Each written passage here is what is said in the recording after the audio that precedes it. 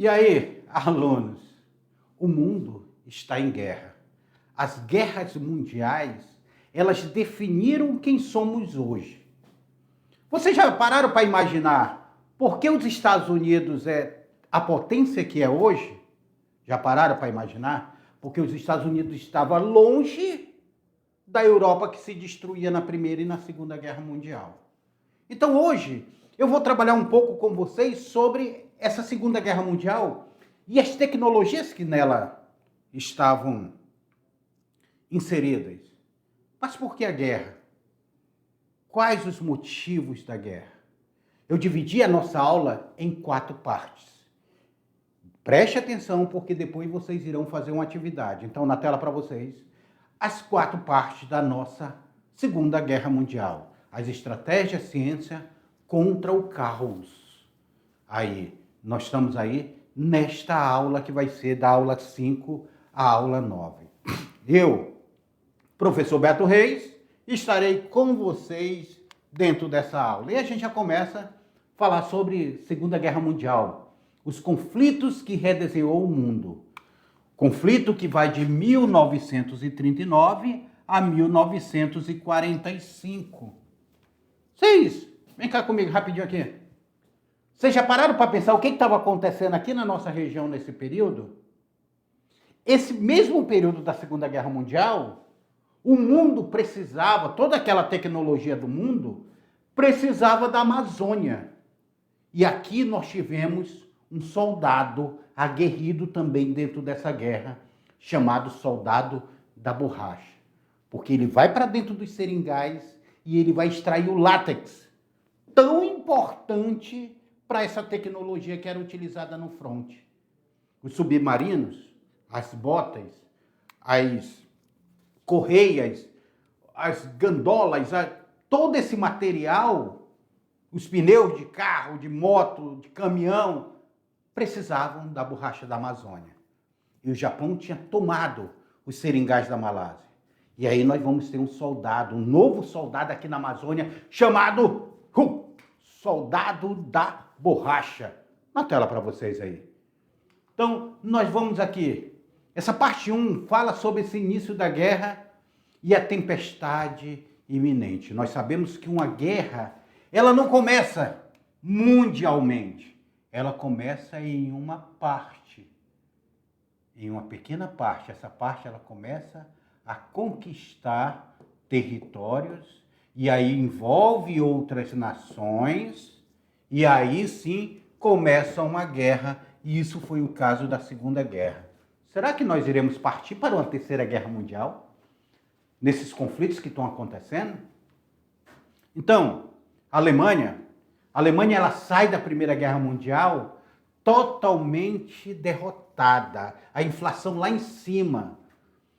O Tratado de Versalhes, que vai ser assinado, ela impôs sanções à Alemanha e exigiu reparações massivas e a desmilitarização da Alemanha já fraturada. Então essa Alemanha começa a desenvolver lá um nacionalismo.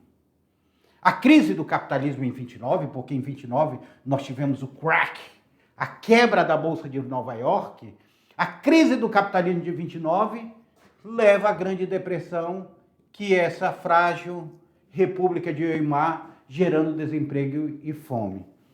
Vem cá comigo. Depois da Primeira Guerra Mundial, a Alemanha ela vai se tornar uma república. Cai o Império Alemão, vai ser o fim do Segundo Reich, do Império Alemão, e começa a se formar uma república chamada República de Weimar. Só que em 29, nós temos uma crise que acontece, que começa lá nos Estados Unidos, que vai colapsar a economia também da Alemanha, que estava tão dependente da reconstrução com o apoio dos Estados Unidos. Colapsa a economia, automaticamente a democracia, ela vira também alvo desse colapso. Então nós temos aí o desespero econômico que criou um terreno fértil para o extremismo. E quem vai liderar esse extremismo? Uma figura chamada Adolf Hitler, que eu não posso nem imitar o gesto que ele imitava do Heil Hitler. Adolf Hitler, então, ele vai olhar e ele vai dizer, peraí, se eu constituir um inimigo comum, começa a constituir ali os judeus como inimigo comum. É a palavra, o poder da palavra, o poder da fala, o poder do convencimento. E Adolf Hitler vai utilizar muito bem isso. Tanto é que nós vamos passar por um período de imperialismo, ascensão do nazismo e também os japoneses dentro desse processo imperialista. Nós temos aí a Alemanha no desenvolvimento econômico, e aí em 1933, Adolf Hitler vai impulsionar uma economia alemã através de reajuste militar, disfarçado de obras públicas, desafiando o Tratado de Versalhes. Então ele vai dizer, olha, eu estou recrutando essas pessoas para uma obra pública, mas na realidade ele estava treinando um exército que tanto vai ser forte na Alemanha quanto vai ser forte lá no Japão. E o Japão que vai dominar todo o Oceano Pacífico e vai tirar a borracha dos aliados. Aí nós temos o expansionismo no Oriente e no Japão, e se desenvolve uma doutrina de supremacia, a chamada raça ariana. E aí eles vão utilizar da própria ciência para tentar explicar que essa raça ariana, que era a base da Alemanha, aí a gente precisa entender lá na Idade Média, quando os germânicos tomam conta da Europa, e essa raça ariana seria uma raça superior, de superioridade moral, física, intelectual contra outras raças. Mas eles vão utilizar um inimigo interno. E esse inimigo ele vai começar a ser morto pelos alemães aos poucos, até chegar no campo de concentração. Era o povo judeu que estava dispersado pelo mundo. Começa aí, então, essa ascensão do nazismo. E se não bastasse, o ponto de ruptura, por quê?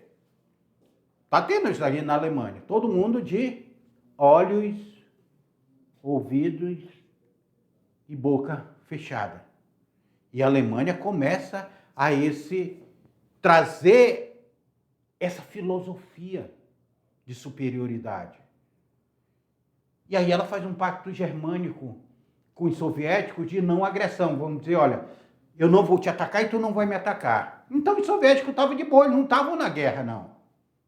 E aí, em 1º de setembro de 1939, a Alemanha invade a Polônia. Ao invadir a Polônia, a Alemanha, ela pula os limites que ainda estavam segurando para não ter a guerra. Então, uma queda rápida. Apenas 17 dias, as forças do Reich, do Terceiro Reich, porque o Hitler dizia que ele estava querendo formar o Terceiro Reich. O que é isso, professor? Era o Terceiro Império Alemão. Aquele Segundo Império Alemão tinha caído na Primeira Guerra Mundial. Agora ele iria formar o Terceiro Império Alemão. E aí eles começam uma guerra relâmpago. Eles começam a ocupar, utilizando da tecnologia que a Alemanha vai desenvolver. Eu fico imaginando, já pensou? Se Albert Einstein continua na Alemanha e não foge para os Estados Unidos, se alguns intelectuais continuassem na Alemanha e eles pegassem o Albert Einstein, estudioso físico, que foi a base do estudo de Albert Einstein, que leva à confecção da bomba atômica, aí eu fico pensando, já pensou se a Alemanha tivesse acesso à bomba atômica? Será como teria terminado essa guerra? Vamos lá na parte 2, olhem na tela para vocês, na parte 2. Desenrolar da guerra e as frentes de batalha. Como é que se estão essas frentes de batalha? Lembrando que vocês já tiveram a Primeira Guerra Mundial, essa daqui é a Segunda Guerra Mundial. Como é que são essas frentes de batalha? Essas rápidas ofensivas. Foi chamado de Blitzkrieg, ou Blitzkrieg, que foi a chamada Guerra Relâmpago. E foi relâmpago mesmo, gente. Foi uma coisa assim, fora do normal que os alemães. A doutrina de Guderian, desenvolvida pelo general Henry Guderian, focaram-se num efeito surpresa, rapidez e manobra e brutalidade implacável. Então, seria rápido, um exército rápido. Não teria mais aquele... Por quê? Quando a gente olha a Primeira Guerra Mundial, nós vamos ver na Primeira Guerra Mundial que o povo ficava entrincheirado, né? Ficava na trincheira e avançando, e aquilo dali durava mesmo. Os alemães eles vão utilizar uma tática totalmente diferente. Eles vão utilizar essa filosofia da tática da incursão rápida. Aí eles vão utilizar um tanque de guerra superpotente alemão chamado Panzer. Os Panzer eram os tanques alemães que eles eram rápidos, então eles iam conquistando, eles iam passando por cima de tudo. Aquelas esteiras e tudo, iam passando por cima de tudo. E aí eles vão evitar que voltasse aquela técnica da Primeira Guerra Mundial, que era uma técnica de trincheira. Que vocês já viram com a professora Zilmar ali, aquela técnica de trincheira. Agora, a técnica era diferente. Era uma vitória avassaladora em cima dos inimigos. Então, olha como eles estão utilizando essa tecnologia para avançar na guerra e avançar até nessas táticas de guerra. Porque agora a tática ela é mais dinâmica. Ela é testada em alguns cantos, como foi na Noruega, testada nos Países Baixos, e de forma humilhante na França. Em 1940, os alemães, através dessa Blitzkrieg, dessa guerra relâmpago, eles conseguem tomar, de um dia para a noite, a França. Tem até uma foto emblemática do Hitler, perto da Torre Eiffel. Então, a Alemanha, ela mostra que a tecnologia dela está muito mais avançada. Quem está brigando, então? A França, que estava brigando contra a Alemanha, já foi dominada. Vão ter guerras civis lá. E a Inglaterra, como é que fica? A Inglaterra está basicamente sozinha lutando contra a Alemanha. Que era a maior potência que estaria lutando contra a Alemanha. Os russos estavam lutando contra a Alemanha? Ainda não. Os Estados Unidos estavam lutando contra a Alemanha? Ainda não. Eles estavam fora da guerra. E aí a Inglaterra tentando lá se defender. Olha aí na tela de vocês, porque tem mais coisa vindo nessa guerra, que é o inferno de Stalingrado. Os russos não estavam na guerra. Aí os alemães disseram, não, se eu conquistar aqui, os russos podem entrar na guerra. Então, o que vai fazer lá? Em 1942 a 43, envolveu mais de 2,2 milhões de soldados, com um terrível saldo de quase 2 milhões de mortos. Gente, vocês sabem que é o estado de Rondônia, mais do que o estado de Rondônia todinho morrer em só uma batalha, que foi chamado de Inferno de Stalingrado, quando eles vão invadir a União Soviética. Era uma guerra urbana, um combate corpo a corpo. Então, ficavam soldados russos, porque também... deixa eu falar para vocês. Eu quero lembrar a vocês que do outro lado da União Soviética tinha uma pessoa que não era tão boazinha também, não. Uma figura chamada Stalin. Stalin também era um poder totalitário que estava dentro da União Soviética. O stalinismo, que ele controla a União Soviética, tanto é que ele dá golpe nos próprios parceiros do Partido Comunista e implanta o stalinismo. E aí eles vão dizer, ninguém recua. Se recuar, será fuzilado. A Força Aérea Alemã, A Força Aérea Alemã ela tinha uma tecnologia muito forte, ela era muito letal, que era chamada Luftwaffe. Olha aí como é. Luftwaffe. O bombardeio. Tanto é que eles treinaram a Luftwaffe numa guerra civil que teve antes da Segunda Guerra Mundial, que foi lá em Guernica. Tá? Na Guerra Civil Espanhola eles treinaram a Luftwaffe. Eles vão mostrar o quanto a Luftwaffe ela era poderosa, ela deixava em pouco tempo essas bombas incendiárias, as cidades viravam escombros. A Luftwaffe vai atacar. Só que o ponto de viagem, a rigorosa resistência russa, porque os russos vão resistir combinado ao inferno e ao rio Volga congelado, permitiu a Operação Urano, encurralando o 6º Exército Alemão. Foi a derrota mais humilhante que os alemães tiveram, foi dentro da Rússia, porque quando chegou o inverno, e aí a Rússia ela tinha também uma frota aérea feita por mulheres. Elas desligavam o motor à noite, os radares não conseguiam detectar ela, elas bombardeavam os alemães. Em aviões feitos de madeira, com asas de tecido. Era cruel. E corpo a corpo, o senhor general Inverno, o inverno russo, vai ser um grande inimigo para os alemães, que agora estavam com frio, não podiam acender uma fogueira para não chamar a atenção de onde eles estavam com fome, estavam sendo atacados na tela. Então, o ponto de virada, a rigorosa resistência, combinado com inverno, vão ser fundamentais.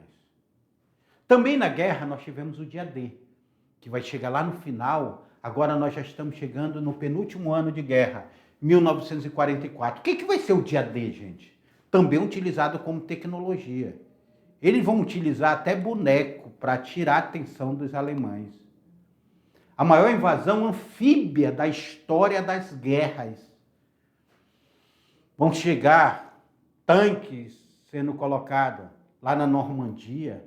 Os aliados lançaram um ataque massivo na costa da Normandia para romper a muralha do Atlântico.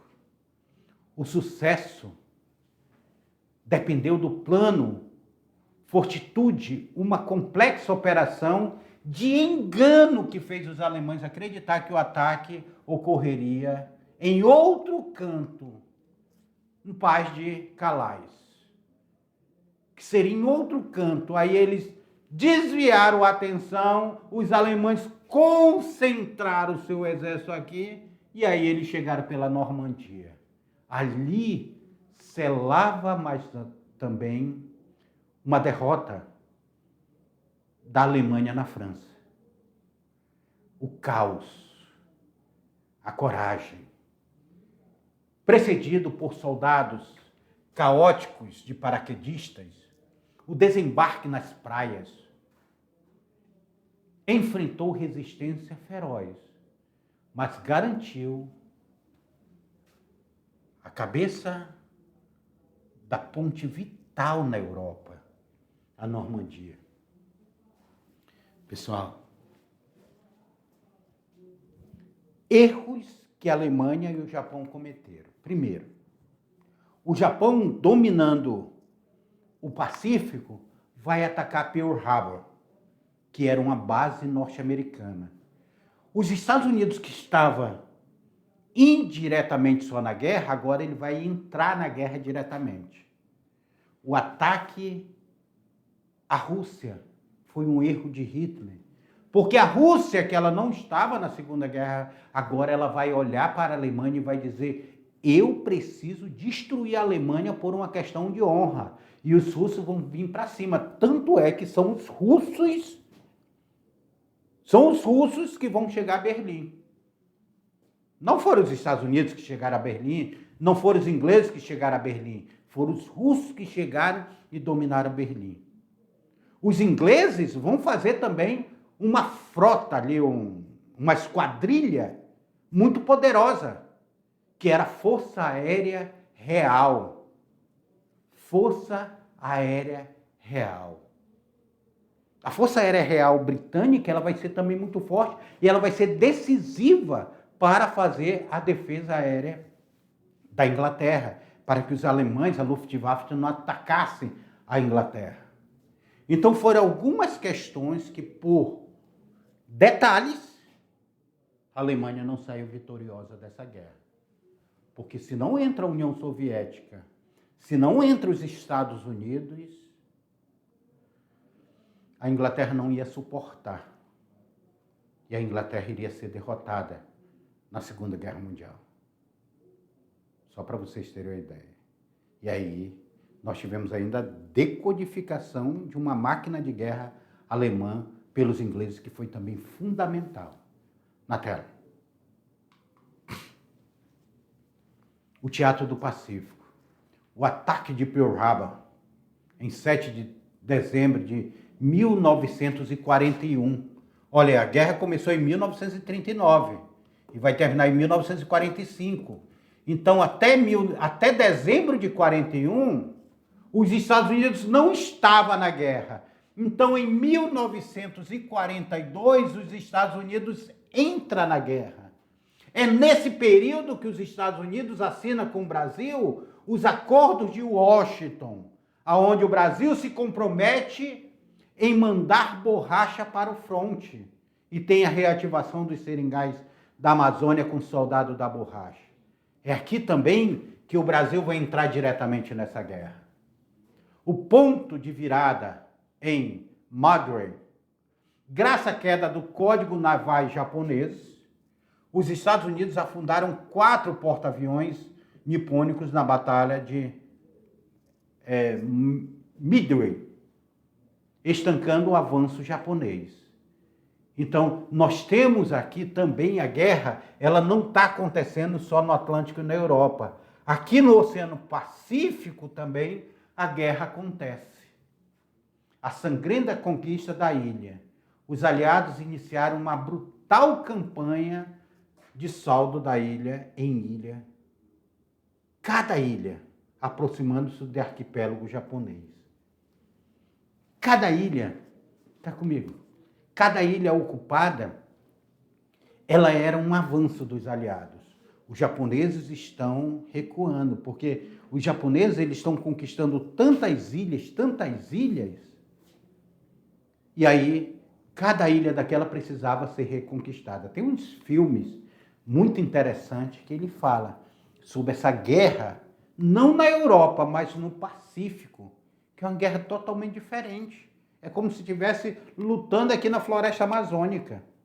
É uma guerra altamente diferente. E na parte 3? Na parte 3 nós vamos ver as máquinas e as tecnologias desse conflito. Vamos lá, olha aí na tela para vocês.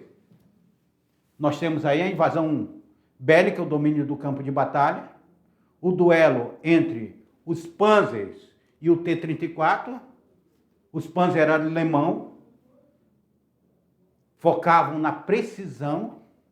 Os T-34 eram soviéticos. Tá? Revolucionou com a blindagem inclinada e superioridade industrial. Então aí nós temos aí a guerra dessa tecnologia, as armas que cada um tinha. E aí a Força Aérea? Aviões e foguetes.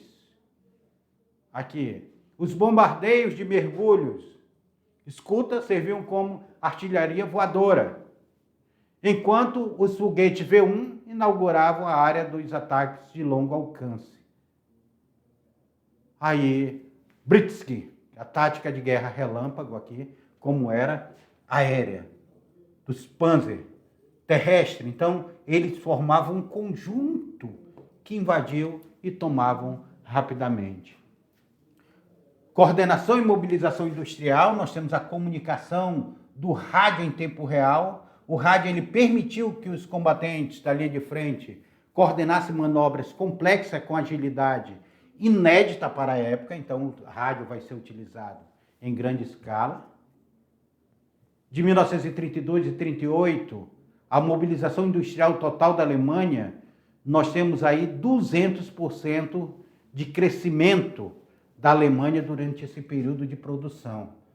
E aí todo mundo fechou os olhos para essa produção alemã, enquanto os bens de consumo estagnaram em 38%. Então essa indústria alemã, ela se focou na indústria bélica.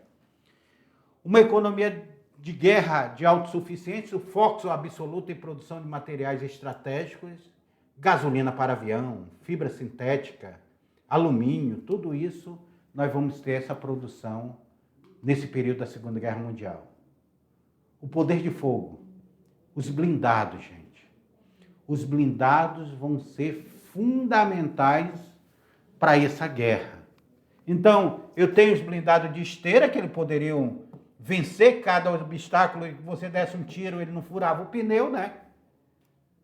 Os Panzer alemães e os soviéticos T-34, que eram os que estavam de frente a frente.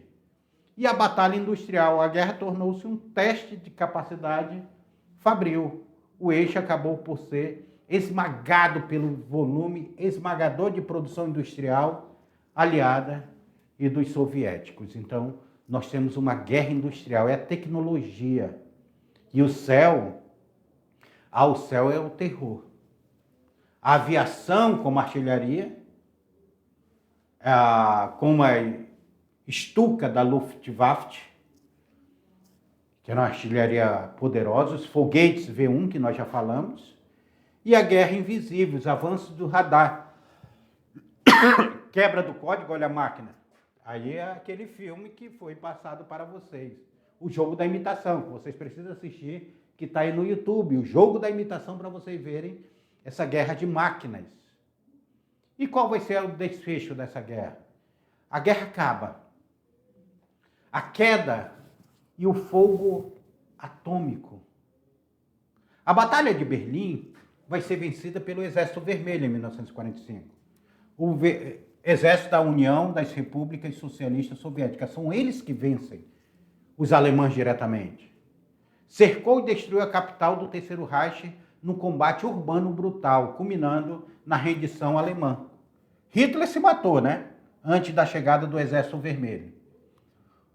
Ultimato no Pacífico. Apesar da Marinha Imperial destruída e das cidades bombardeadas, a liderança militar japonesa recusava a rendição. O que os norte-americanos fizeram? Meteram 2 bombas atômicas, uma em Hiroshima e outra em Nagasaki.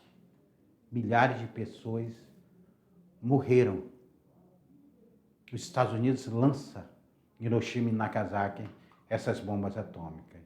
E depois nós temos aí Yalta, Nuremberg e a memória.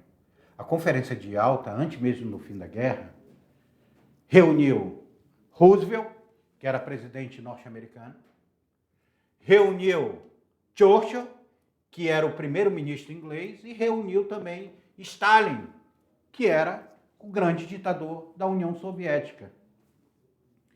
Era o início também da Guerra Fria. O Tribunal de Nuremberg, pela primeira vez na história, líderes políticos e militares foram julgados internacionalmente por crime contra a humanidade, estabelecendo o direito internacional. Esse daqui são os nazistas sendo julgados no Tribunal de Nuremberg. O custo humano, um trágico saldo que vai de 50 a 70 milhões de mortos, gente. Vocês têm ideia disso? 70 milhões de mortos, o conflito permanece como um aviso definitivo sobre o perigo do extremismo e do imperialismo. E este foi o saldo de guerra. Então, tecnologia, tática sendo usada. Mas eu trago para vocês agora que agora vocês serão um protagonista, tá? vocês irão fazer uma atividade. Preste atenção que eu vou explicar essa atividade, vocês têm material complementar dessa atividade. Olha como vai ser essa atividade para vocês. Olha aí, preste atenção. Primeiro, a atividade vai ser sobre a Segunda Guerra Mundial e a tecnologia. Vai ser um projeto de aprendizagem de vocês. Qual é o tema? Tecnologia desenvolvidas na Segunda Guerra Mundial e suas influências no mundo atual. O que foi desenvolvido lá na Segunda Guerra Mundial e tem influência no mundo atual? Como? Vocês vão assistir um documentário, vão produzir um relatório, vão realizar uma pesquisa e apresentar um produto final. Primeiro, qual é o documentário? O documentário é, nas 2 primeiras aulas, iremos assistir o documentário Tecnologia na Segunda Guerra Mundial que mudaram o mundo. Durante o vídeo, eu quero que vocês anotem tecnologia criada ou aperfeiçoada na guerra, como essas tecnologias foram usadas no conflito, quais ainda são usadas atualmente. Aí, escreva palavras-chave, exemplo importante, observação. Pode pausar o vídeo quantas vezes for necessário. Então, está aqui já o link, o endereço onde está o vídeo no YouTube, que vocês irão assistir. Depois, nós temos o documentário A Invasão da Normandia, que está disponível no YouTube. Tá? Outro documentário aí. Produção do relatório. Após assistir o documentário da Invasão da Normandia, você deverá produzir um relatório simples. Estrutura do relatório. Apresentar o tema do documentário. Explicar as tecnologias apresentadas e uso na guerra. Vai ser o desenvolvimento, tá? Olha o relatório. Ele tem uma introdução, um desenvolvimento e, por fim, traga uma conclusão. Refletir a importância dessa tecnologia hoje. Vai ser mais ou menos umas 20 linhas esse relatório que vocês vão produzir. Se não bastasse aí, nós temos a pesquisa em casa. Escolha uma tecnologia desenvolvida na Guerra Mundial. Exemplo, computador, que foi na Segunda Guerra Mundial, o radar, a energia nuclear, aviões a jato, satélite, bases tecnológicas da internet. E responda, para que ela era usada na guerra? Como ela evoluiu após o conflito? Como ela é usada atualmente? A parte 4, que vai ser o produto final. Após a pesquisa, você deverá produzir um produto final. Escolha uma das opções. Você vai fazer um cartaz informativo, ou vai fazer um mapa mental, ou vai fazer uma apresentação oral de 2 a 3 minutos. Seu trabalho deve explicar a tecnologia escolhida, a origem na guerra e sua importância hoje. Então, peço para vocês, sejam criativos, porque o objetivo da nossa atividade é compreender a Segunda Guerra Mundial, como ela impulsionou o avanço tecnológico e refletir como essas tecnologias influenciam o nosso cotidiano. O exemplo, hoje utilizamos tecnologias que surgiram ou foram desenvolvidas naquele período histórico. A história ajuda a entender o presente. Aí, a referência bibliográfica dessa atividade. E aqui, a gente encerra a nossa atividade. Fiquem com vocês, com essa pesquisa aqui que eu passei para vocês. Então, todas aqui, é hora de você ser o protagonista dessa atividade. Produza. E eu espero que vocês tragam um produto final. E vocês têm aula suficiente para isso. Até a nossa aula de história.